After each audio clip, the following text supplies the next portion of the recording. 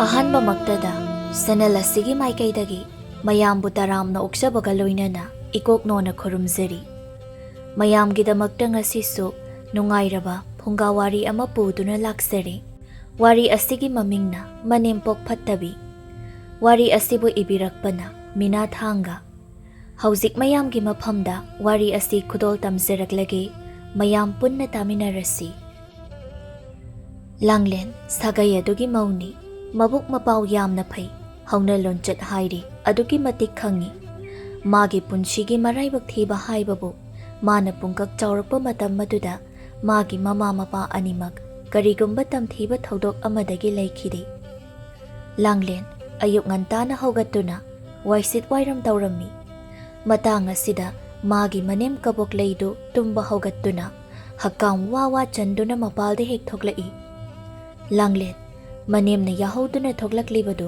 ꯃꯍꯥꯛ ꯎꯍꯧꯗ꯭ꯔꯤ꯫ ꯁꯨꯃꯥꯡ ꯑꯗꯨꯗ ꯃꯍꯥꯛ ꯋꯥꯏ ꯁꯤꯠꯂꯤ꯫ ꯀꯕꯣꯛꯂꯩ ꯃꯃꯧ ꯅꯨꯄꯤꯅ ꯃꯈꯨꯠꯇ ꯁꯨꯝꯆꯤꯠ ꯑꯃ ꯄꯥꯏꯗꯨꯅ ꯋꯥꯏ ꯁꯤꯠꯂꯤꯕꯗꯨ ꯍꯦꯛ ꯎꯔꯝꯃꯤ꯫ ꯃꯗꯨꯗ ꯃꯍꯥꯛ ꯈꯪꯁꯥꯎ ꯍꯦꯛ ꯁꯥꯎꯔꯝꯃꯤ꯫ ꯃꯈꯣꯜꯗꯨ ꯊꯣꯛꯅ ꯍꯧꯅ ꯑꯁꯨꯝꯅ ꯍꯦꯛꯇ ꯍꯥꯏꯔꯝꯃꯤ꯫ "ꯍꯩ, ꯀꯔꯤꯅꯣ? ꯀꯔꯤꯅꯣ ꯍꯥꯏꯕꯅꯤ ꯅꯪꯅ ꯇꯧꯔꯤꯕꯁꯦ? ꯑꯩ ꯇꯨꯝꯕ ꯍꯧꯒꯠꯂꯛꯂꯤꯕꯁꯤ ꯎꯗꯕ꯭ꯔꯣ?"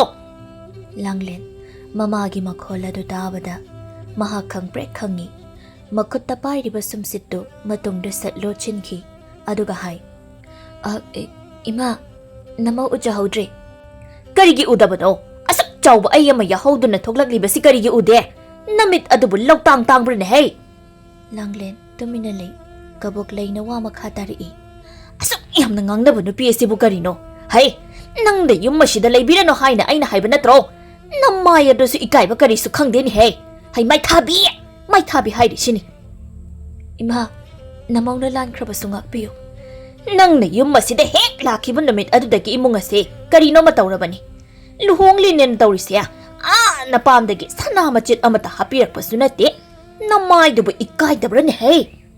ꯂꯥꯡꯂꯦꯟ ꯃꯥꯒꯤꯅ ꯍꯥꯏꯕꯗ ꯃꯕꯨꯡ ꯑꯃꯒ ꯃꯅꯝꯃ ꯑꯃꯒ ꯂꯩ꯫ ꯃꯕꯨꯡꯅ ꯃꯥꯕꯨ ꯆꯥꯎꯅ ꯂꯨꯍꯣꯡꯕꯤꯕꯁꯨ ꯉꯝꯗꯦ꯫ ꯃꯃꯤꯡꯇꯒꯤ ꯑꯣꯏꯅ ꯐꯤ ꯐꯅꯦꯛ ꯈꯔ ꯍꯥꯞꯂꯒ ꯂꯨꯍꯣꯡꯂꯛꯄꯅꯤ꯫ ꯃꯍꯥꯛ ꯃꯁꯥꯅꯁꯨ ꯈꯪꯖꯩ ꯃꯍꯥꯛ ꯑꯁꯤ ꯌꯥꯝꯅ ꯇꯣꯜꯂꯤ ꯍꯥꯏꯕꯁꯤ꯫ ꯀꯕꯣꯛꯂꯩꯅ ꯋꯥ ꯃꯈꯥ ꯇꯥꯏ꯫ "ꯆꯨꯝꯕꯨ ꯆꯨꯝꯗ꯭ꯔꯣ? ꯅꯄꯥꯝꯗꯒꯤ ꯁꯦꯠꯅ ꯏꯟꯅꯕ ꯐꯤ ꯐꯅꯦꯛ ꯀꯌꯥꯝꯕꯨ ꯍꯥꯞꯂꯛꯀꯦ?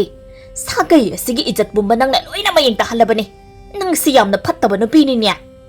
ꯂꯥꯡꯂꯦꯟ ꯃꯃꯥꯅ ꯃꯉꯣꯟꯗ ꯑꯗꯨꯝꯅ ꯋꯥ ꯀꯌꯥ ꯉꯥꯡꯕꯗ ꯅꯣꯡꯃꯇ ꯃꯍꯥꯛꯅ ꯃꯆꯤꯜ ꯈꯨꯝꯂꯨꯗꯦ꯫ ꯇꯨꯃꯤꯟꯅ ꯑꯗꯨꯝ ꯂꯩꯖꯩ꯫ ꯃꯍꯥꯛ ꯏꯃꯨꯡꯗ ꯊꯨꯅ ꯆꯪꯈꯤꯔꯝꯃꯤ꯫ ꯀꯕꯣꯛꯂꯩꯅ ꯆꯪꯈ꯭ꯔꯤꯕ ꯃꯃꯧ ꯅꯨꯄꯤꯕꯨ ꯌꯦꯡꯗꯨꯅ ꯍꯥꯏꯍꯧꯏ꯫ "ꯈꯖꯤꯛ ꯍꯦꯛ ꯍꯥꯏꯔꯨꯔꯒꯅ ꯀꯞꯁꯤꯟꯅꯗꯣꯏꯒꯦ ꯑꯁꯤꯅ? ꯄꯤ ꯑꯁꯤꯅꯒ ꯃꯔꯣꯜ ꯑꯃ ꯅꯧꯕꯅꯤ꯫ ꯌꯨꯝꯁꯦ ꯀꯔꯤꯅꯣꯃ ꯇꯧꯗꯧꯔꯤꯕꯅꯤ ꯍꯥꯏꯔꯤꯁꯤꯅꯤ꯫ ꯏꯃꯨꯡ ꯃꯍꯤ ꯂꯥꯡꯕ ꯁꯣꯏꯔꯣꯏ." ꯊꯣꯡꯒꯥꯜꯗꯒꯤ ꯃꯥꯒꯤ ꯃꯄꯨꯔꯣꯏꯕ ꯆꯥꯎꯔꯦꯟ ꯆꯪꯂꯛꯏ꯫ ꯆꯥꯎꯔꯦꯟ ꯃꯥꯒꯤ ꯅꯨꯄꯤꯅ ꯉꯥꯡꯗꯨꯅ ꯂꯩꯔꯤꯕꯗꯨ ꯎꯔꯗꯨꯅ ꯍꯥꯏ, "ꯃꯃꯥ, ꯑꯃꯨꯛ ꯀꯩꯗꯧꯔꯦ? ꯅꯪꯅ ꯂꯥꯎꯔꯤꯕꯗꯨꯅ ꯑꯃꯨꯛ ꯀꯩꯗꯧꯅꯔꯒꯦ? ꯅꯪ ꯑꯃ ꯉꯥꯏꯍꯥꯛꯇ ꯇꯨꯃꯤꯟꯅ ꯂꯩꯇꯦ꯫ ꯂꯥꯎꯕ ꯀꯟꯈꯤꯕ ꯑꯁꯤꯅꯕꯀꯣ." ꯀꯕꯣꯛꯂꯩ ꯃꯄꯨꯔꯣꯏꯕꯗ ꯑꯣꯏꯅ ꯑꯣꯟꯁꯤꯟꯗꯨꯅ ꯑꯁꯨꯝꯅ ꯍꯥꯏ, "ꯍꯣ, ꯂꯥꯎꯗꯧꯔꯤ! ꯑꯩꯗꯤ ꯂꯥꯎꯗꯧꯔꯤꯌꯦ! ꯑꯩ ꯌꯥꯝꯅ ꯄꯦꯟꯗꯤꯌꯦ! ꯑꯩꯒꯤ ꯄꯦꯟꯗꯕ ꯃꯌꯥꯝꯁꯦ ꯐꯣꯡꯗꯣꯛꯇꯨꯅ ꯑꯩꯗꯤ ꯀꯣꯏꯔꯥꯎ ꯍꯦꯛ ꯂꯥꯎꯈꯤꯅꯤ!" "ꯌꯥꯔꯦ ꯍꯥꯏꯕꯅꯤ ꯅꯪꯕꯨ, ꯂꯩꯀꯥꯏ ꯃꯤ ꯂꯣꯏꯅ ꯇꯥꯕ ꯇꯥꯔꯦ." "ꯇꯥꯁꯅꯣ, ꯄꯨꯝꯅꯃꯛ ꯈꯪꯁꯅꯣ! ꯑꯩ ꯌꯥꯝꯅ ꯄꯦꯟꯗꯦ꯫ ꯑꯩꯅꯗꯤ ꯁꯥꯒꯩ ꯖꯥꯠ ꯑꯐꯕꯤ ꯏꯅꯥꯛ ꯈꯨꯟꯕꯤ ꯃꯍꯥꯛꯄꯨ ꯏꯃꯧ ꯑꯣꯏꯅ ꯂꯧꯁꯤꯟꯒꯦ ꯍꯥꯏꯅ ꯇꯧꯔꯤꯉꯩ ꯏꯆꯥ ꯅꯨꯄꯥꯁꯤꯅ ꯀꯗꯥꯏꯗꯒꯤ ꯂꯩꯇꯕꯅ ꯈꯝ ꯊꯦꯡꯂꯕ ꯅꯨꯄꯤ ꯑꯃꯕꯨ ꯌꯨꯝ ꯑꯁꯤꯗ ꯍꯦꯛ ꯄꯨꯁꯤꯜꯂꯛꯇꯅ ꯄꯨꯝꯂꯣꯏ ꯍꯦꯛ ꯂꯣꯏꯗ." "ꯀꯕꯣꯛꯂꯩ, ꯍꯧꯖꯤꯛꯇꯤ ꯅꯆꯥ ꯅꯨꯄꯥꯁꯤ ꯂꯨꯍꯣꯡꯂꯤ꯫ ꯅꯪꯅ ꯍꯧꯖꯤꯛꯇ ꯉꯥꯡꯁꯛꯂꯒ ꯀꯔꯤꯅꯣ ꯍꯥꯏꯕꯅꯤ ꯀꯥꯟꯅꯒꯗꯣꯏꯁꯤ? ꯅꯪꯁꯦ ꯋꯥꯈꯜ ꯌꯥꯝꯅ ꯌꯥꯎꯗꯦꯗ ꯏꯕꯦꯝꯃ." "ꯍꯣ, ꯋꯥꯈꯜ ꯌꯥꯎꯕ ꯏꯕꯨꯡꯉꯣ! ꯅꯪꯗꯤ ꯅꯃꯧ ꯅꯨꯄꯤ ꯑꯃ ꯐꯪꯂꯦ ꯍꯥꯏꯗꯨꯅ ꯋꯥꯈꯜꯒ ꯌꯥꯝꯅ ꯅꯨꯡꯉꯥꯏꯔꯤꯅꯤꯅꯦ, ꯍꯥ? ꯅꯃꯧ ꯅꯨꯄꯤ ꯑꯁꯤꯅ ꯂꯨꯍꯣꯡꯂꯛꯏꯅꯤ ꯍꯥꯏꯅ ꯇꯧꯔꯤꯕꯁꯦ ꯁꯅꯥ ꯃꯆꯦꯠ ꯑꯃ ꯐꯥꯎꯕ ꯌꯥꯎꯔꯛꯄ ꯅꯠꯇꯤꯌꯦ, ꯃꯁꯤ ꯅꯪ ꯈꯪꯉꯨꯅꯦ." "ꯍꯣꯏ, ꯃꯄꯥꯝ ꯂꯝꯗꯝꯗꯣ ꯈꯔ ꯂꯥꯏꯔꯔꯤ꯫ ꯃꯃꯥ ꯃꯄꯥꯁꯨ ꯉꯟꯅ ꯀꯥꯏꯅꯈ꯭ꯔꯦ꯫ ꯃꯔꯥꯏꯕꯛ ꯊꯤꯔꯦꯗꯅ꯫ ꯂꯨꯍꯣꯡꯕꯕꯨ ꯁꯅꯥ ꯂꯨꯄꯥ ꯎꯂꯛꯇ꯭ꯔꯕꯗꯤ ꯌꯥꯗꯕ꯭ꯔꯣ?" "ꯌꯥꯗꯦ! ꯀꯗꯥꯏꯗꯒꯤ ꯌꯥꯒꯗꯣꯏꯅꯣ? ꯌꯦꯡꯉꯨ, ꯃꯅꯥ ꯑꯁꯤꯗ ꯁꯅꯥ ꯃꯆꯦꯠ ꯑꯃꯠꯇ ꯅꯞꯄ ꯅꯠꯇꯦ꯫ ꯃꯤꯅ ꯂꯥꯛꯂꯒ ꯃꯤꯅ ꯎꯈ꯭ꯔꯒ ꯐꯖꯔꯤꯕ꯭ꯔꯥ ꯍꯥꯏꯕ." "ꯍꯣ, ꯑꯗꯨ ꯑꯣꯏꯔꯒꯅ ꯑꯩꯈꯣꯏꯅ ꯈꯔ ꯂꯩꯕꯤ ꯁꯥꯕꯤꯕ ꯍꯥꯏꯕꯗꯨꯅꯤꯗꯅ." ꯀꯕꯣꯛꯂꯩ ꯍꯟꯗꯛꯃꯨꯛꯇꯤ ꯃꯄꯨꯔꯣꯏꯕꯒꯤ ꯋꯥꯐꯝ ꯑꯁꯤꯗ ꯃꯃꯤꯠ ꯑꯅꯤꯗꯨ ꯆꯐꯨꯃꯨꯛ ꯂꯥꯎꯊꯣꯛꯇꯨꯅ ꯍꯥꯏ, "ꯀꯔꯤ? ꯁꯅꯥ ꯂꯨꯄꯥ ꯂꯩꯕꯤꯕ ꯀꯥꯏꯅ? ꯀꯔꯤ ꯇꯧꯕꯒꯤ ꯃꯥꯒꯤ ꯁꯅꯥ ꯂꯨꯄꯥ ꯂꯩꯕꯤꯗꯧꯔꯤꯕ? ꯂꯩꯔꯣꯏ, ꯁꯨꯡꯂꯩ ꯂꯩꯔꯣꯏ! ꯃꯥꯒꯤꯅꯦ ꯍꯥꯏꯗꯨꯅꯅꯦ ꯁꯤꯀꯤ ꯑꯃꯠꯇ ꯑꯩꯅ ꯂꯩꯒꯗꯕ ꯅꯠꯇꯦ ꯅꯪꯒꯤ ꯊꯃꯣꯏ ꯑꯁꯤꯗꯤ ꯑꯣꯈꯥꯛꯅ ꯀꯟꯕ ꯖꯥꯠꯅꯤꯀꯣ ꯀꯕꯣꯛꯂꯩ ꯍꯣ ꯅꯪꯒꯤ ꯊꯃꯣꯏꯅꯦ ꯍꯥꯏꯒꯦꯔꯥ ꯂꯩꯕꯥꯛꯅ ꯁꯥꯕ ꯊꯃꯣꯏꯅꯦ ꯍꯥꯏꯒꯦꯔꯥ ꯀꯕꯣꯛꯂꯩ ꯑꯩꯅ ꯍꯥꯏꯈ꯭ꯔꯕꯗꯤ ꯋꯥ ꯂꯣꯏꯔꯦ ꯄꯨꯟꯁꯤꯒꯤ ꯍꯣꯡꯂꯣꯏ ꯑꯁꯨꯛ ꯃꯥꯏ ꯆꯥꯅꯗꯕ ꯅꯨꯄꯤ ꯍꯣ ꯌꯥꯔꯦꯁꯦ ꯇꯨꯃꯤꯟꯅ ꯂꯩꯔꯣ ꯍꯧꯖꯤꯛꯁꯦ ꯑꯌꯨꯛꯅꯤ ꯑꯁꯤ ꯍꯥꯏꯗꯨꯅ ꯆꯥꯎꯔꯦꯟ ꯃꯅꯤꯡꯂꯣꯝꯗ ꯆꯪꯈꯤ ꯀꯕꯣꯛꯂꯩꯁꯨ ꯑꯁꯥꯎꯕ ꯑꯃꯒ ꯂꯣꯏꯅꯅ ꯏꯃꯨꯡꯗ ꯆꯪꯈꯤ ꯂꯥꯡꯂꯦꯟꯒꯤ ꯃꯄꯨꯔꯣꯏꯕ ꯄꯤꯕꯥꯗꯤ ꯂꯪꯐꯩꯗ ꯊꯕꯛ ꯁꯨꯕꯒꯤ ꯂꯩꯈꯤ ꯂꯥꯡꯂꯦꯟ ꯏꯔꯨꯖꯗꯨꯅ ꯀꯣꯔꯧꯍꯟꯕ ꯃꯥꯒꯤ ꯃꯐꯝꯗ ꯈꯨꯔꯨꯝꯖꯔꯤ ꯑꯗꯨꯒ ꯆꯥꯛꯈꯨꯝꯗ ꯆꯪꯗꯨꯅ ꯃꯍꯥꯛ ꯆꯥꯛ ꯏꯟꯁꯥꯡ ꯊꯣꯡꯅꯕ ꯍꯧꯒꯠꯂꯤ ꯀꯕꯣꯛꯂꯩꯅ ꯆꯥꯛꯈꯨꯝꯗ ꯆꯪꯗꯨꯅ ꯑꯃꯨꯛ ꯍꯥꯏ ꯍꯦ ꯆꯥꯛ ꯏꯟꯁꯥꯡ ꯀꯥꯏꯗꯣ ꯍꯥꯎꯅ ꯊꯨꯝꯅ ꯊꯣꯡꯉꯨ ꯅꯄꯥꯕꯨꯡ ꯊꯕꯛ ꯆꯠꯅꯤ ꯍꯥꯏꯕꯅꯤ ꯈꯔ ꯊꯨꯅ ꯂꯣꯏꯁꯤꯜꯂꯛꯎ ꯍꯩꯃ ꯑꯃꯨꯛ ꯊꯣꯛꯏ ꯃꯄꯨꯔꯣꯏꯕꯕꯨ ꯌꯦꯡꯗꯨꯅ ꯍꯥꯏ ꯆꯥꯏꯊꯕꯤꯔꯨꯔꯣ ꯉꯟꯃꯜꯂꯤꯗ ꯈꯔ ꯉꯟꯅ ꯆꯠꯈ꯭ꯔꯒ ꯈꯔ ꯉꯟꯅ ꯑꯣꯏꯅ ꯍꯟꯕꯤꯔꯛꯎ ꯍꯣꯏ ꯆꯥꯛꯇꯤ ꯊꯨꯅ ꯂꯣꯏꯁꯤꯜꯂꯛꯎ ꯍꯥꯏꯅ ꯍꯥꯏꯔꯝꯂꯕꯅꯤ ꯀꯕꯣꯛꯂꯩ ꯏꯕꯦꯝꯃ ꯅꯪꯒꯤ ꯁꯥꯔꯩꯗꯅ ꯃꯧ ꯑꯁꯤ ꯇꯁꯦꯡꯅ ꯋꯥꯔꯝꯂꯒꯅꯤ ꯀꯔꯤꯅꯣꯗ ꯑꯩꯕꯨ ꯌꯥꯝꯅ ꯐꯠꯇꯕ ꯀꯥꯏꯁꯨ ꯇꯥꯍꯟꯕꯤꯒꯅꯨ ꯍꯣꯏ ꯑꯩꯗ ꯆꯥꯏꯊꯔꯨꯔꯒꯦ ꯆꯥꯎꯔꯦꯟ ꯄꯨꯈ꯭ꯔꯤ ꯇꯝꯅ ꯏꯔꯨꯖꯕ ꯊꯣꯛꯈꯤ ꯌꯥꯆꯪꯂꯛꯄ ꯃꯇꯝ ꯑꯃꯈꯛꯅꯤ ꯂꯩꯀꯥꯏꯒꯤ ꯅꯨꯄꯤ ꯇꯣꯝꯕꯤꯗꯨ ꯀꯕꯣꯛꯂꯩꯒꯤ ꯃꯌꯨꯝꯗ ꯂꯥꯛꯂꯝꯃꯤ ꯃꯥꯡꯒꯣꯜꯗꯥꯔꯤ ꯑꯗꯨꯗ ꯐꯛ ꯑꯃ ꯊꯥꯗꯨꯅ ꯃꯈꯣꯏ ꯑꯅꯤ ꯐꯝꯂꯤ ꯃꯈꯣꯏ ꯑꯅꯤ ꯋꯥꯔꯤ ꯁꯥꯟꯅꯔꯤ ꯇꯣꯝꯕꯤꯅ ꯍꯥꯏ ꯀꯕꯣꯛꯂꯩꯌꯥ 이수 누빠 ꯑꯃ ꯐꯪꯈꯤꯕꯗꯣ ꯃꯥꯒꯤ ꯏꯄꯥꯟ ꯊꯥꯕꯗꯣ ꯍꯌꯦꯡ ꯊꯣꯛꯂꯦ ꯑꯗꯣ ꯅꯪꯅꯦ ꯅꯃꯧ ꯅꯨꯄꯤ ꯄꯨꯔꯒ ꯏꯄꯥꯟ ꯂꯥꯛꯎꯀꯣ ꯃꯁꯤꯗ ꯀꯕꯣꯛꯂꯩꯅ ꯏꯆꯦ ꯀꯔꯤ ꯋꯥꯅꯣꯗ ꯀꯔꯤꯒꯤ ꯃꯥ ꯄꯨꯔꯒ ꯑꯩꯅ ꯊꯕꯛ ꯆꯠꯀꯗꯣꯏꯅꯣ ꯃꯥ ꯌꯥꯎꯕ ꯊꯕꯛ ꯑꯃꯠꯇ ꯑꯩ ꯈꯛ ꯆꯠꯂꯣꯏ ꯍꯥꯏꯔꯤꯁꯤꯕꯨ ꯀꯕꯣꯛꯂꯩ ꯅꯪꯕꯨ ꯍꯧꯖꯤꯛ ꯐꯥꯎꯕ ꯅꯃꯧ ꯅꯨꯄꯤꯗ ꯁꯥꯎꯔꯤꯕꯔꯅꯦ ꯁꯥꯎꯈꯤꯅꯤ ꯄꯨꯟꯁꯤꯒꯤ ꯑꯣꯏꯅ ꯁꯥꯎꯈꯤꯅꯤ ꯏꯆꯦ ꯑꯩꯒꯤ ꯊꯃꯣꯏ ꯑꯁꯤꯅ ꯃꯥꯕꯨ ꯅꯨꯡꯁꯤꯕ ꯍꯥꯏꯕ ꯑꯗꯨꯃꯅꯦ ꯃꯄꯣꯛ ꯑꯁꯤꯃꯒꯤ ꯑꯣꯏꯊꯣꯛꯂꯔꯣꯏ ꯑꯁꯨꯛ ꯅꯨꯡꯁꯤꯗꯕ ꯌꯨꯝꯁꯤꯗ ꯂꯩꯕꯤꯔꯅꯨ ꯍꯥꯏꯕꯁꯨ ꯃꯃꯥꯏ ꯑꯁꯤ ꯏꯀꯥꯏꯕ ꯈꯪꯗꯕꯅꯤꯅ ꯌꯥꯗꯦ ꯑꯗꯨꯕꯨ ꯀꯕꯣꯛꯂꯩ ꯅꯃꯧ ꯅꯨꯄꯤꯁꯦ ꯃꯌꯨꯝꯗ ꯂꯩꯔꯤꯉꯩ ꯃꯃꯥ ꯃꯄꯥ ꯄꯨ ꯄꯥꯡꯁꯨꯅ ꯅꯥꯎꯌꯣꯛ ꯅꯥꯎꯀꯨꯜꯂꯛꯇ꯭ꯔꯕꯁꯨ ꯍꯧꯅ ꯂꯣꯟꯆꯠꯇꯤ ꯐꯅ ꯈꯪꯂꯤꯕ ꯑꯁꯤꯗꯤ ꯑꯩꯗꯤ ꯃꯥꯁꯦ ꯌꯥꯝꯅ ꯐꯩ ꯍꯥꯏꯅ ꯈꯜꯂꯤꯕꯅꯤꯅꯦ ꯀꯗꯥꯏꯗꯒꯤ ꯐꯕꯅꯣꯗ ꯏꯆꯦ ꯃꯇꯧꯗ ꯈꯔ ꯊꯣꯠ ꯃꯦꯡꯁꯤꯟꯅꯔꯒ ꯐꯕ ꯁꯥꯔꯤꯕꯅꯤ ꯍꯣ ꯃꯅꯥꯅ ꯍꯩꯃꯥꯡ ꯁꯥꯕ ꯈꯛ ꯑꯣꯏꯕ ꯌꯥꯔꯣꯏ ꯏꯆꯦ ꯃꯥꯅ ꯊꯕꯛ ꯑꯃꯇꯪ ꯆꯠꯊꯣꯛꯂꯦ ꯍꯥꯏꯅ ꯈꯜꯂꯣꯅꯦ ꯇꯨ ꯌꯦꯡꯉꯣ ꯏꯆꯦ ꯃꯅꯥꯗ ꯁꯅꯥꯃꯆꯦꯠ ꯑꯃ ꯅꯞꯀꯗꯕ ꯅꯠꯇꯦ ꯂꯨꯍꯣꯡꯂꯛꯂꯤꯅꯦꯅ ꯇꯧꯔꯤꯁꯦ ꯎꯄꯨ ꯑꯃ ꯀꯥꯡꯊꯣꯜ ꯑꯃ ꯑꯁꯤ ꯃꯉꯥꯏ ꯁꯦꯠꯅ ꯏꯟꯅꯕ ꯐꯤ ꯐꯅꯦꯛ ꯐꯥꯎꯕ ꯃꯔꯥꯡ ꯀꯥꯏꯕ ꯖꯥꯠ ꯅꯠꯇꯦꯗ ꯇꯣꯝꯕꯤꯅ ꯀꯕꯣꯛꯂꯩꯕꯨ ꯀꯔꯝꯕ ꯅꯨꯄꯤꯅꯣ ꯍꯥꯏꯕꯁꯤ ꯃꯨꯟꯅ ꯈꯪꯉꯤ ꯏꯅꯥꯛ ꯀꯩꯔꯥꯛ ꯈꯨꯟꯕ ꯅꯨꯄꯤꯕꯨ ꯃꯃꯧ ꯅꯨꯄꯤ ꯑꯣꯏꯅ ꯂꯧꯅꯤꯡꯕ ꯃꯍꯥꯛꯅꯤ ꯃꯥꯒꯤ ꯃꯁꯥꯗ ꯃꯇꯝ ꯄꯨꯝꯅꯃꯛꯇ ꯅꯥꯄꯜ ꯑꯃꯗꯤ ꯏꯔꯣꯏ ꯂꯣꯏꯅꯩ ꯃꯗꯨꯕꯨ ꯈꯪꯕꯅꯤꯅ ꯇꯣꯝꯕꯤꯅ ꯑꯁꯨꯝꯅ ꯍꯥꯏ ꯀꯩꯗꯧꯋꯦꯒꯦ ꯂꯩꯇꯕꯕꯣ ꯃꯅꯥꯗ ꯁꯅꯥ ꯃꯆꯦꯠ ꯑꯃꯠꯇ ꯅꯞꯇ꯭ꯔꯕꯁꯨ ꯑꯗꯨꯝ ꯂꯥꯛꯄ ꯌꯥꯏꯅ ꯀꯕꯣꯛꯂꯩ ꯅꯃꯧ ꯅꯨꯄꯤ ꯄꯨꯕꯤꯔꯛꯎ ꯍꯣꯏ ꯏꯆꯦ ꯃꯥꯕꯨ ꯄꯨꯔꯕꯗ ꯆꯣꯞꯄ ꯏꯀꯥꯏꯕ ꯅꯪꯒꯗꯣꯏꯁꯦ ꯁꯦ ꯑꯩ ꯈꯛꯇꯅꯤ ꯏꯀꯥꯏꯒꯗꯧꯔꯤꯕ ꯂꯩꯀꯥꯏ ꯑꯁꯤꯒꯤ ꯃꯤꯑꯣꯏꯁꯤꯡꯁꯤꯅꯒ ꯃꯤꯒꯤ ꯁꯤꯠꯇ꯭ꯔ ꯀꯨꯞꯇ꯭ꯔ ꯌꯦꯡꯁꯤꯟꯕ ꯀꯟꯕꯅꯤ ꯃꯥ ꯄꯨꯔꯒ ꯑꯩꯒꯤ ꯃꯥꯏ ꯆꯣꯞꯅꯤꯡꯉꯥꯏꯅꯤꯗ ꯏꯆꯦ ꯑꯗꯨ ꯑꯣꯏꯔꯒꯅ ꯅꯪꯅ ꯍꯦꯛ ꯁꯅꯥ ꯃꯆꯦꯠ ꯑꯃ ꯁꯥꯕꯤꯔꯣꯗꯅ ꯆꯤꯟꯅꯕ इस कदाई करीगी मागे अइना सना सागदौरिबा इचे माबो अइना अइगी पुंसी सिना लैरि मखैने नुंसी हाइबा अदुमति खक हेक याररोय मखोय मयामनदि लांगलेनबो मराइबक थेरबने हाइदुना लोइना नुंसीबी कबोकलै महा खक्तननि ममौ नुपीबु ताथेरिबा नुंसीद्रिबा तोम्बी वा मखा ताना ngangnaruraga कानररोय खंदुना फरे पुरक्तब नंगी थोकप तौरो अई सोमुक चलगे असोमदा पाव हाइगदबसु वाटले होय इचे तोम्बी चटख्रे कबोकलैना हाइचहौवी करिगी माबु इमौने हाइदुना मयामांगदा पुथोक्तुना चच्चरुगनि अइगी इकाइबा नंगनबा पुरोय खुब्बा यमता चथोकपदा अइना माबु पुगदबा नत्ते कबोकलैना मागी ममौ नुपीबु लाइरबनि पु पांगसुदबनि हाइदुना यामना हंथाना खलम्मी लुहोंगबदा अवनपत कया हापलक्तबा असिदा महाकी असाउबा सि हेना अमुक्का हेनखिबनि मथंगी नुमितनि अयुक अदुदा तोम्बीना लांगलेनगी मनाक्ता लाक्तुना असुमना हाइरमी भेमा नंगसु होरेन छोइदना लाउको इनेना नंगबुसु यामना यावहनिंगी मशीदा लांगलेना खुम्मी इने ए लाक्लारोइगेदा करिगे लाक्लोइदौरिबनो ꯂꯥꯛꯇꯕ ꯌꯥꯔꯣꯏ ꯍꯥꯏꯁꯤꯅꯤꯀꯣ ꯍꯦꯛ ꯂꯥꯛꯇ꯭ꯔꯕꯗꯤ ꯏꯅꯦꯗꯤ ꯍꯥꯏꯔꯤꯁꯤꯅꯤ ꯅꯈꯣꯏꯗ ꯁꯨꯝ ꯍꯦꯛ ꯆꯪꯂꯛꯂꯣꯏꯗꯕꯅꯤ ꯏꯅꯦ ꯑꯗꯨꯝꯅ ꯍꯥꯏꯕꯤꯒꯅꯣ ꯂꯥꯡꯂꯦꯟ ꯃꯥꯒꯤ ꯊꯃꯣꯏꯗ ꯃꯅꯦꯝꯕꯨ ꯀꯤꯖꯕ ꯐꯥꯎꯏ ꯑꯗꯨꯅ ꯐꯅ ꯆꯠꯅꯤꯡꯂꯕꯁꯨ ꯆꯠꯅꯤꯡꯗꯕ ꯃꯍꯥꯛ ꯁꯥꯔꯤ ꯋꯥꯐꯝꯁꯤ ꯇꯣꯝꯕꯤꯅꯁꯨ ꯍꯦꯟꯗꯣꯛꯅ ꯈꯪꯉꯤ ꯅꯪꯒꯤꯁꯤ ꯅꯅꯦꯝꯕꯨ ꯀꯤꯔꯤꯕ ꯍꯥꯏꯕꯗꯨꯔꯅꯤ ꯍꯦꯔꯥ ꯀꯩꯗꯧꯋꯦ ꯍꯥꯏꯕꯒꯤ ꯏꯅꯦꯅ ꯍꯥꯏꯕꯅꯤ ꯃꯥꯅ ꯍꯦꯛꯇ ꯉꯥꯡꯕ ꯌꯥꯕ꯭ꯔꯥ ꯀꯔꯤꯁꯨ ꯇꯧꯔꯣꯏ ꯅꯪ ꯂꯥꯛꯑꯣ ꯍꯣꯔꯦꯟ ꯁꯣꯏꯅꯤꯀꯣ ꯂꯥꯛꯇ꯭ꯔꯕꯗꯤ ꯁꯥꯎꯅꯤ ꯍꯥꯏꯔꯤꯁꯤꯅꯦ ꯑꯩꯗꯤ ꯑꯁꯨꯝꯅ ꯂꯥꯛꯇꯕ ꯌꯥꯗꯦ ꯍꯥꯏꯅ ꯂꯥꯡꯂꯦꯟꯒꯤ ꯃꯐꯝꯗ ꯍꯥꯏꯔꯝꯂꯒ ꯃꯍꯥꯛ ꯆꯠꯂꯒꯦ ꯍꯥꯏꯅ ꯍꯥꯏꯔꯝꯂꯒ ꯆꯠꯈꯤꯔꯝꯃꯤ ꯂꯥꯡꯂꯦꯟꯅ ꯃꯊꯟꯇ ꯍꯥꯏꯖꯍꯧꯏ ꯑꯩꯕꯨ ꯏꯄꯥꯟ ꯆꯠꯄ ꯆꯠꯂꯦꯅ ꯈꯜꯂꯣ ꯏꯃꯥꯅ ꯑꯃꯨꯛ ꯑꯩꯉꯣꯟꯗ ꯀꯩꯗꯧꯔꯛꯄ ꯑꯩꯕꯨ ꯆꯠꯄ ꯇꯥꯔꯗ꯭ꯔꯅꯦ ꯀꯔꯤꯒꯨꯝꯕ ꯑꯃꯨꯛ ꯆꯠꯇ꯭ꯔꯦ ꯍꯥꯏꯅ ꯈꯜꯂꯣꯅꯦ ꯏꯅꯦꯅ ꯑꯩꯕꯨ ꯑꯃꯨꯛ ꯁꯥꯎꯈꯤꯗꯣꯏꯅꯤꯅꯦ ꯏꯅꯦ ꯇꯣꯝꯕꯤꯅꯗꯤ ꯑꯩꯕꯨ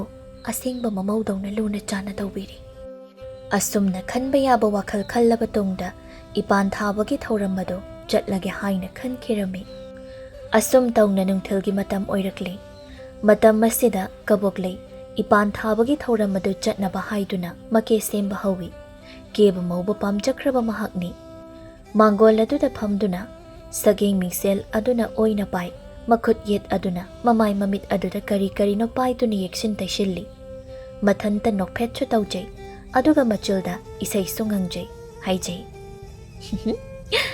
ꯐꯖꯔꯦꯗꯥ ꯃꯁꯤꯗ ꯑꯩꯒꯤ ꯁꯅꯥꯒꯤ ꯂꯤꯛ ꯃꯇꯨꯝ ꯑꯆꯧꯕ ꯑꯗꯨꯃꯒ ꯁꯤꯖꯤꯜꯂꯕꯗꯤ ꯄꯣꯞ ꯍꯦꯛ ꯇꯥꯔꯅꯤ ꯋꯥꯈꯜ ꯅꯨꯡꯉꯥꯏꯅ ꯃꯍꯥꯛ ꯀꯦꯔꯤ ꯆꯥꯎꯔꯦꯟ ꯃꯅꯤꯡꯗꯒꯤ ꯊꯣꯛꯂꯛꯏ ꯃꯥꯒꯤ ꯅꯨꯄꯤꯅ ꯀꯦꯗꯨꯅ ꯂꯩꯔꯤꯕ ꯃꯥꯒꯤ ꯅꯨꯄꯤꯒꯤ ꯁꯛꯇꯝ ꯑꯗꯨꯕꯨ ꯃꯍꯥꯛ ꯃꯨꯟꯅ ꯌꯦꯡꯖꯩ ꯀꯕꯣꯛꯂꯩ ꯃꯥꯒꯤ ꯃꯄꯨꯔꯣꯏꯕꯅ ꯃꯉꯣꯟꯗ ꯌꯦꯡꯂꯤꯕ ꯃꯤꯠꯌꯦꯡ ꯑꯗꯨ ꯎꯔꯗꯨꯅ ꯍꯥꯏ ꯀꯩꯅꯣ ꯃꯈꯣꯏ ꯄꯥꯕꯣꯡ ꯀꯔꯤ ꯃꯤꯠꯌꯦꯡꯅꯣ ꯃꯗꯨꯕꯨ ꯃꯁꯤꯗ ꯆꯥꯎꯔꯦꯟꯅ ꯅꯣꯛꯐꯦꯠꯀ ꯇꯧꯔꯗꯨꯅ ꯀꯩꯅꯣ ꯃꯃꯥ ꯅꯨꯡꯁꯤ ꯃꯤꯠꯌꯦꯡꯅꯤ ꯀꯩꯅꯣ ꯂꯥꯏꯃ ꯇꯟꯗꯦꯗꯀꯣ ꯍꯅꯨ ꯊꯪ ꯑꯁꯤꯗ ꯀꯌꯥꯗꯅꯤ ꯌꯦꯡꯉꯣꯕꯁꯤ ꯀꯕꯣꯛꯂꯩ ꯅꯪꯒꯤ ꯐꯖꯕꯁꯤ ꯍꯧꯖꯤꯛꯁꯨ ꯀꯔꯤꯁꯨ ꯍꯟꯗ꯭ꯔꯤꯀꯣ ꯊꯥꯏꯅ ꯂꯩꯁꯥꯔꯤꯉꯩ ꯃꯇꯝ ꯑꯗꯨꯒꯤ ꯐꯖꯕꯒ ꯍꯧꯖꯤꯛꯀ ꯀꯌꯥ ꯊꯣꯏꯅ ꯈꯦꯠꯅꯗ꯭ꯔꯤꯕ ꯍꯣ ꯈꯤꯠ ꯇꯥꯖꯅꯤꯡꯗ꯭ꯔꯦ ꯃꯤꯅ ꯇꯥꯈ꯭ꯔꯒ ꯀꯔꯤꯅꯣ ꯍꯥꯏꯅ ꯁꯣꯏꯗꯅ ꯍꯥꯏꯅꯔꯒꯅꯤ ꯇꯥꯅꯤꯡ ꯇꯥꯖꯁꯅꯨ ꯀꯩꯅꯣ ꯏꯗꯩ ꯏꯅꯥꯎ ꯀꯦꯅꯕꯅꯤ ꯍꯩꯃꯥ ꯃꯃꯥꯏ ꯑꯁꯤ ꯌꯥꯝꯅ ꯏꯀꯥꯏꯕ ꯈꯪꯗꯤꯌꯦ ꯆꯥꯎꯔꯦꯟ ꯑꯍꯣꯏꯅꯗꯣ ꯃꯥꯡꯒꯣꯜꯗꯥꯔꯤ ꯑꯗꯨꯗ ꯙꯛ ꯐꯝꯊꯩ ꯑꯗꯨꯒ ꯀꯦꯔꯤꯕ ꯃꯥꯒꯤ ꯅꯨꯄꯤꯒꯤ ꯃꯥꯏꯊꯣꯡ ꯑꯗꯨꯗ ꯃꯨꯟꯅ ꯌꯦꯡꯉꯤ ꯊꯥꯏꯅ ꯂꯝꯇꯥꯒꯤ ꯊꯥꯕꯜ ꯆꯣꯡꯕꯗ ꯅꯪꯅ ꯃꯆꯨꯝ ꯇꯥꯅ ꯀꯦꯈꯤꯕꯗꯣ ꯊꯥꯕꯜ ꯆꯣꯡꯕ ꯑꯗꯨꯗꯅ ꯍꯨꯃꯥꯡ ꯇꯞ ꯇꯞ ꯇꯥꯔꯛꯄ ꯅꯃꯥꯏꯗ ꯀꯦꯁꯤꯟ ꯇꯩꯁꯤꯟꯈꯤꯕꯁꯤꯡ ꯑꯗꯨꯅ ꯂꯣꯏꯅ ꯀꯣꯛꯊꯔꯛꯄꯗꯣ ꯐꯖꯈ꯭ꯔꯕꯅꯤꯗ ꯃꯗꯣ ꯍꯣ ꯃꯈꯣꯏ ꯄꯥꯕꯣꯡ ꯊꯣꯛ ꯇꯣꯛꯈꯤꯠ ꯇꯧꯔꯅꯨ ꯀꯩꯗꯧꯒꯦ ꯅꯪ ꯉꯥꯡꯅꯔꯤꯉꯩ ꯑꯩ ꯏꯄꯥꯟ ꯆꯠꯄ ꯊꯦꯡꯈꯤꯕ ꯇꯥꯔꯦ ꯃꯇꯥꯡꯁꯤꯗ ꯆꯥꯎꯔꯦꯟꯅ ꯑꯁꯨꯝꯅ ꯍꯥꯏ ꯅꯃꯧꯕꯨ ꯄꯨꯗꯨꯅ ꯆꯠꯇꯧꯔꯤꯕ ꯅꯠꯇ꯭ꯔꯥ ꯀꯕꯣꯛꯂꯩ ꯃꯤꯀꯨꯞ ꯑꯃꯒꯤ ꯃꯃꯥꯡꯗ ꯃꯄꯨꯔꯣꯏꯕꯒꯤ ꯋꯥ ꯇꯥꯔꯒ ꯍꯥꯏꯐꯦꯠꯀ ꯅꯣꯛꯆꯔꯝꯕꯗꯨ ꯃꯥꯒꯤ ꯃꯤꯅꯣꯛ ꯁ꯭ꯋꯥꯏ ꯍꯦꯛ ꯍꯟꯖꯤꯟꯈꯤꯔꯝꯃꯤ ꯑꯗꯨꯒ ꯍꯥꯏ ꯀꯔꯤ ꯇꯧꯕꯒꯤ ꯑꯩꯗꯤ ꯃꯥꯕꯨ ꯄꯨꯗꯨꯅ ꯆꯠꯇꯣꯏꯕ ꯀꯩꯅꯣ ꯏꯆꯦ ꯇꯣꯝꯕꯤꯅ ꯅꯃꯧ ꯅꯨꯄꯤꯕꯨ ꯄꯨꯗꯨꯅ ꯂꯥꯛꯎ ꯀꯥꯏꯅ ꯍꯥꯏꯔꯝꯗꯕ꯭ꯔꯅꯦ ꯍꯣ ꯍꯥꯏꯔꯝꯃꯦ ꯑꯗꯨ ꯑꯣꯏꯔꯁꯨ ꯑꯩꯅ ꯄꯨꯗꯨꯅ ꯈꯛ ꯆꯠꯂꯣꯏ ꯃꯗꯨꯅ ꯑꯃꯨꯛ ꯀꯔꯤꯒꯤ ꯍꯣ ꯃꯥ ꯄꯨꯔꯒ ꯆꯠꯂꯒ ꯁꯦ ꯏꯃꯥꯏ ꯑꯁꯤ ꯆꯣꯞꯄ ꯏꯀꯥꯏꯕ ꯅꯪꯅꯕꯅꯤ ꯃꯈꯣꯏ ꯄꯥꯕꯨꯡꯁꯨ ꯈꯪꯂꯤꯕ ꯅꯠꯇ꯭ꯔꯣ ꯂꯨꯍꯣꯡꯂꯛꯄ ꯃꯇꯝꯗ ꯃꯅꯥꯗ ꯁꯅꯥ ꯃꯆꯦꯠ ꯑꯃꯠꯇ ꯅꯞꯂꯛꯄ ꯅꯠꯇꯦ इहांग हांखै लाखिबनी मयाम मांगदा पुथोएना खल मदुदा चोपा इकाइबा नंगदौरिबसे अइतनी अदुना माबु थौदोक वाथोक अमदा सुंगपु हेक पुरोय नंगसु मदुदि हेनमंद्र है इचेना दुक फजना हाइरमलगा हो फना फजना हाइसनो अइना पुरोय हाइना हाइख्रबदि वा लोइरे अदु ओइरगना नंगी सना अचौबा लेबदाय मदुरा अदु नत्रगना अइना साबिखिबा मचादो अदुरा अमसी हल्लुदना कबोक लैना ममित्तु लाउथोक्तुना कइनो मखै पाउमु गाउरब्रो अइगी इरल इथुंगा पुथोक्लगा सियु काइना पिगदबा नते असुमाइन इहांग हांगना दुम लैजसनी कबोक ले नंगी पुक्जेल असिदि अंगकपनिको अइंगा इ हाइरिबसिनी हो पुक्जेल चाउबगा खित छाबिरक्लनो इस मखै पाबुंगसु नमौगा यामना नुंगसिको नुंगसिना कयादे इंग तपचरिबा यामना फै थोंगबा थाकपना हाउरिबा कबोकले मपुरोइबना हाइरिबा वाफम असि तारगा मागी थमोइदि हेना साउबा हाइबदो अदुगुम ओइख्रे अइने अइ ngasi साउनिंगलक्तनाने इपानगा अमता चटलोइको असि हाइदुना इमुंगदा चंगखिरम्बी मनादा सना सिजिल्ले मखुत्ता सनागी खुसी Mangak samda sanagi lik amasu yale. Yamna phajjana make semduna mahak mayumdagi thoglakle. Phamliba mapuroi babu yengduna hairami. Makhoi babong, ai chatle. Masida chaurena. Natti nangbu khujaira tengkol ama pukhiga haibro. Maduna mukari tawnadoiba. Ipan thabagi samgom kherdo yamna hawbani. Ai khangcha hek chaninglakpa. Asibu wanina. Asi haiduna kaboklei thonga tamna praprap thoki. Chauren magi nupibu yengduna mahakna haijahawi. Pukchildi karidabu hairani phatrabadi. Asuk phabi imawushibu asuk thina miraiba ngambu. Awunpot kharagidamaktani ko. Nangi awunpot kharadudi ahinga mamaina chakpada tumna mangkhiba yai. Adubu miyoibagi afhaba thamoidi kaidau nungda khak mangdabani ko kaboklei. Langlen magi kaada leiri. Ngai hakki mamangda magi mamana haikhiba wafamsing ado mahak loina tahawi. Mahak mabukning nungsijai. Aina lairaba machama oirabana. Inemna aibo mama oina laushinba pamdabani. Aina karigumba ina kaira khunba machama oiramba tarabadi. Inemna aibo soidana nungsibiramkaniko. Aigi mapok astibo karigino asuk nongdam thiba. Mahak mitluda pirang ihaurai. Jumme. Dacho amadi inama anina aibu sagay asida luhongbirakpa matamda sanamachet amata unbirakte. Aigi na haibada karisu lete. Maya mamangda thokpada karino aina sirugadaba. Aibo ine koida chatlukisirane. Imana mukuraga aibo. Ai chatlaroigeda. Mapaldagi chaurelna mamang nupibu kawi. Bema nang amukta mapalda thoklau hai. Langlen makuna mabu kaurakpaduda mahak mapalda thoi. Babong kari haibage. Nane tombina nangbusu ipan thabagi thoramadu yawbu lao haina hairambadai. Nangbu hojik phabu loisindribadubu chatlaroidra. Babong namau chachareroige. Karigino imauna chatloi haina hairibabu. Nane na nungai kiroi chattaba yaroi ko. Babong namau de lairabini. Imana aibu uraga soidana sauningani. Imana saubase namau de yamna kiji.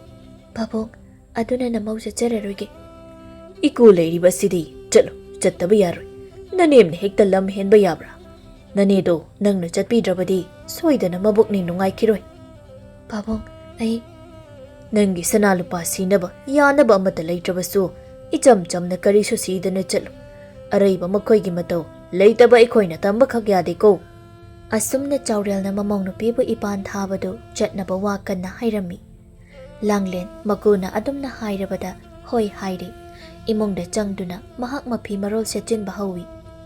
Somdana ipan thaba mafam madudani. Kaboklei mafam chana mahak pamthari. Tombi kaboklei na mathanda lakliba adubo uraduna mabukningda haijai.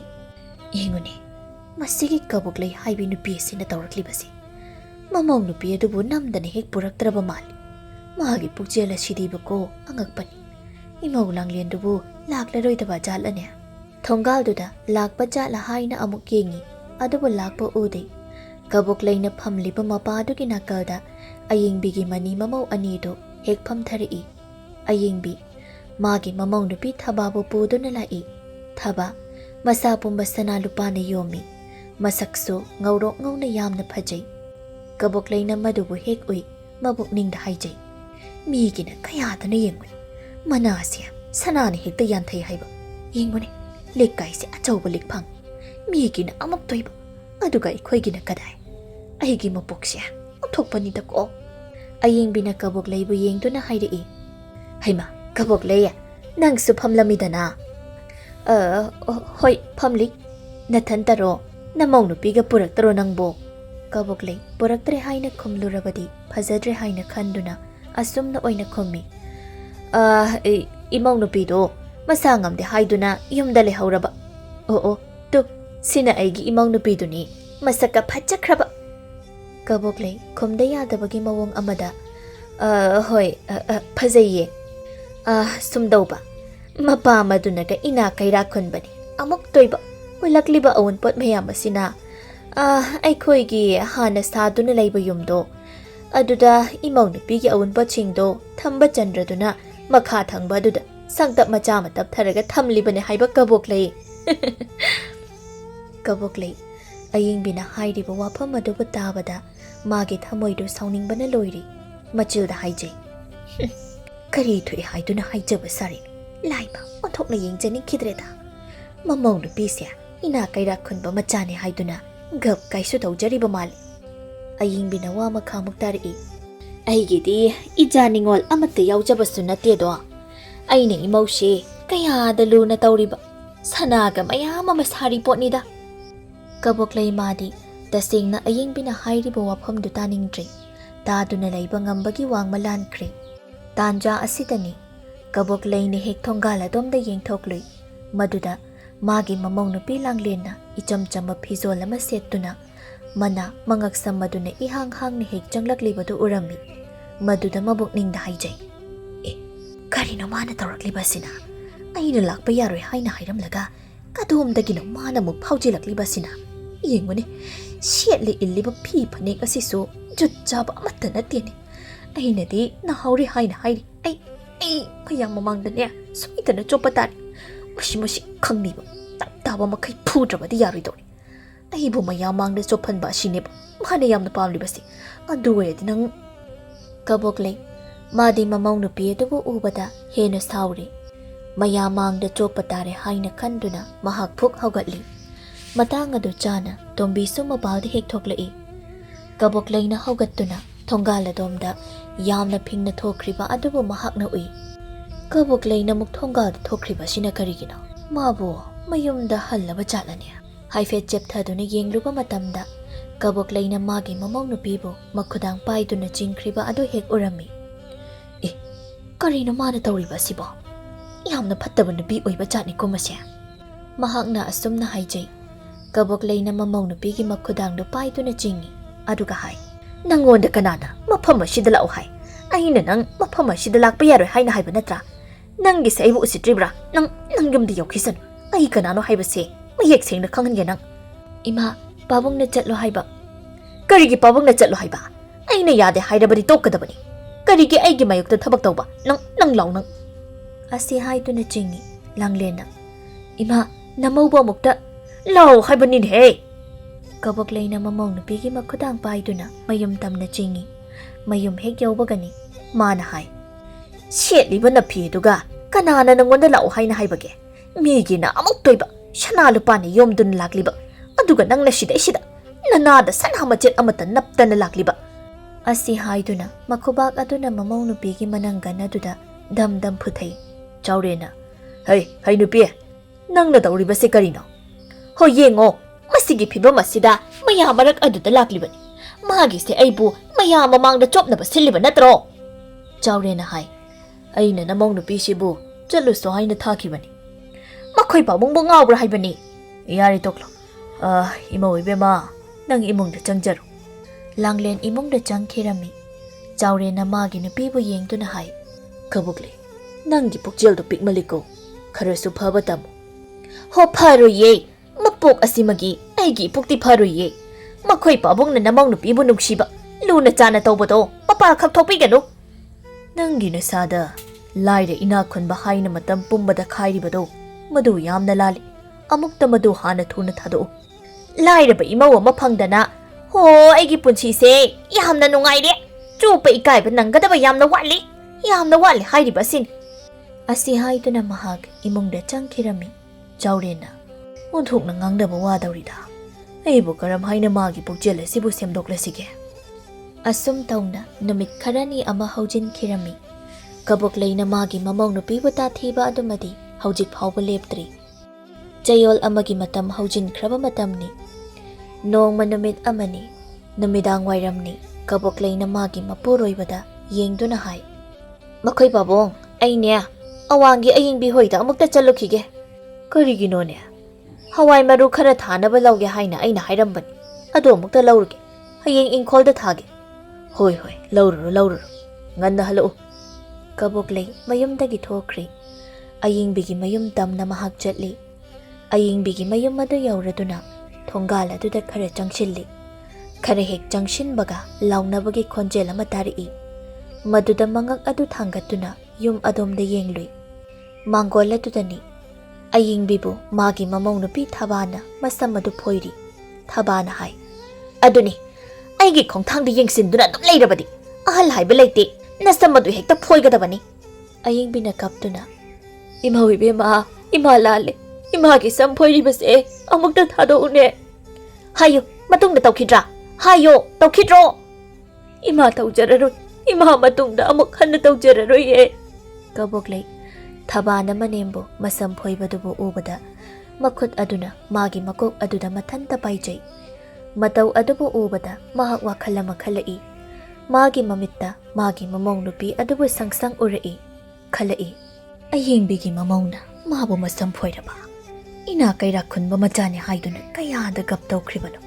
ꯑꯗꯨꯒꯗꯤ ꯌꯦꯡꯉꯨꯅꯦ, ꯏꯃꯥꯏꯄꯦꯝꯃ ꯏꯃꯥꯏꯄꯦꯝꯃ, ꯑꯁꯤꯒꯤ ꯍꯥꯏꯔꯨꯔꯕꯗꯤ ꯑꯩꯒꯤ ꯏꯃꯧ ꯅꯨꯄꯤ ꯂꯥꯡꯂꯦꯟꯗꯣ ꯑꯣꯟꯊꯣꯛꯅ ꯐꯈ꯭ꯔꯦꯗ꯫ ꯃꯍꯥꯛ ꯏꯈꯪ ꯍꯦꯛ ꯈꯪꯍꯧꯗꯅ ꯎꯔꯤꯕ ꯁꯛꯇꯝ ꯑꯗꯨꯅ ꯋꯥꯈꯜ ꯇꯥꯔꯛꯏ꯫ ꯃꯍꯥꯛ ꯍꯋꯥꯏ ꯃꯔꯨꯒ ꯂꯧꯗꯅ ꯃꯌꯨꯝ ꯇꯝꯅ ꯄ꯭ꯔꯞ ꯍꯜꯂꯛꯏ꯫ ꯃꯌꯨꯝ ꯍꯦꯛ ꯌꯧꯕꯒ ꯃꯃꯧ ꯅꯨꯄꯤꯕꯨ ꯌꯥꯝꯅ ꯅꯨꯡꯁꯤꯅ ꯀꯧꯖꯩ꯫ ꯏꯃꯥꯒꯤ ꯂꯥꯡꯂꯦꯟ, ꯃꯄꯥꯗ ꯑꯃꯨꯛꯇ ꯊꯣꯛꯂꯛꯎꯍꯦ꯫ ꯐꯝꯗꯨꯅ ꯂꯩꯔꯝꯕ ꯆꯥꯎꯔꯦꯟ ꯃꯥꯒꯤ ꯅꯨꯄꯤꯒꯤ ꯊꯣꯠꯂ ꯃꯦꯡꯂꯕ ꯅꯍꯥꯟꯈꯩꯒ ꯃꯥꯟꯅꯗꯕ ꯋꯥꯉꯥꯡ ꯑꯗꯨꯗ ꯃꯍꯥꯛ ꯉꯛꯆꯩ꯫ ꯃꯥꯒꯤ ꯅꯨꯄꯤꯗ ꯃꯨꯟꯅ ꯌꯦꯡꯗꯨꯅ ꯂꯩ꯫ ꯂꯥꯡꯂꯦꯟ ꯊꯣꯛꯂꯛꯏ꯫ ꯏꯃꯥ, ꯀꯕꯣꯛꯂꯩꯅ, ꯏꯃꯧ ꯏꯕꯦꯝꯃ, ꯏꯃꯥ ꯉꯁꯤꯗꯤ ꯃꯥꯏꯊꯤꯔꯦ꯫ ꯃꯤꯑꯣꯏꯕꯒꯤ ꯃꯔꯛꯇ ꯂꯥꯏꯔ ꯏꯅꯥꯛ ꯈꯨꯟꯕ ꯍꯥꯏꯅ ꯈꯥꯏꯔꯨꯕ ꯅꯃꯥ ꯑꯩ ꯉꯁꯤꯗꯤ ꯇꯁꯦꯡꯅ ꯃꯥꯏꯊꯤꯔꯦ꯫ ꯏꯃꯥ ꯂꯥꯟꯈ꯭ꯔꯦ꯫ ꯏꯃꯥ, ꯁꯅꯥ ꯂꯨꯄꯥꯅ ꯃꯤꯑꯣꯏꯕꯒꯤ ꯁꯥꯖꯠ, ꯃꯤꯑꯣꯏꯕꯒꯤ ꯄꯨꯛꯆꯦꯜ ꯂꯦꯞꯄ ꯌꯥꯔꯝꯗ꯭ꯔꯦ꯫ ꯏꯃꯧꯗꯤ ꯁꯅꯥꯅꯤ, ꯏꯃꯧꯒꯤ ꯀꯔꯤ ꯋꯥꯠꯀꯅꯤ? ꯏꯃꯧꯒꯤꯗꯃꯛ ꯏꯃꯥ ꯂꯩ, ꯄꯨꯝꯅꯃꯛ ꯏꯃꯧꯒꯤ ꯉꯥꯛꯇꯅꯤ꯫ ꯂꯥꯎ, ꯏꯃꯧꯕꯨ ꯀꯣꯟꯒꯦ ꯂꯥꯎ꯫ ꯏꯃꯥ, ꯑꯁꯤ ꯍꯥꯏꯗꯨꯅ ꯃꯅꯦ ꯃꯃꯧ ꯑꯗꯨ ꯂꯦꯡꯒꯣꯟꯃꯤꯟꯅꯩ꯫ ꯆꯥꯎꯔꯦꯟ ꯃꯥꯒꯤ ꯅꯨꯄꯤꯅ ꯋꯥꯈꯜ ꯇꯥꯔꯛꯄ, ꯃꯃꯧ ꯅꯨꯄꯤꯕꯨ ꯅꯨꯡꯁꯤꯔꯛꯄ ꯑꯗꯨꯗ ꯃꯥꯒꯤ ꯃꯊꯃꯣꯏꯗꯨ ꯄꯨꯝꯄꯦꯟ ꯍꯦꯛ ꯄꯦꯟꯖꯔꯝꯃꯤ꯫